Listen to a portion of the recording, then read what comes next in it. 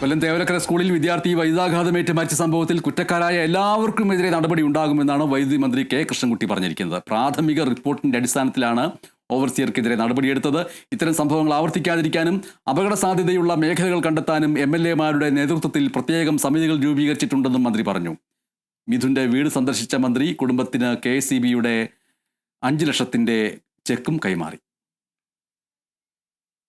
നമ്മളിതിൽ ആരാണ് കുറ്റക്കാർ കണ്ടാൽ അവരുടെ പേരിൽ നടപടിയെടുക്കാൻ ബോർഡിനെയും ചെയർമാനെയും ബോർഡിനെയും ACS-നെയും ചുമതലപ്പെടുത്തി അവരുടെ റിപ്പോർട്ടിൻ്റെ അടിസ്ഥാനത്തിൽ അവർ ചെയ്തതാണ്.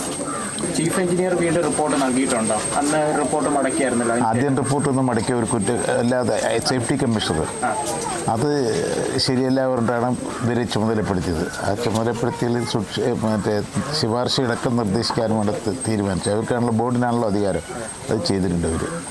ഇനി എന്തെങ്കിലും പോരായ്മയുണ്ടെങ്കിൽ അത് പരിശോധിക്കാം. ഇനി ഒരു വിട്ടുവീഴ്ചയും ചെയ്യാൻ ഉദ്ദേശിക്കുന്നില്ല. അതേപോലെ കവേർഡ് കണ്ടക്ടർ കുഴപ്പമുള്ള സ്ഥലങ്ങളിലൊക്കെ ഇടാനുള്ള ഒരു മുൻഗണന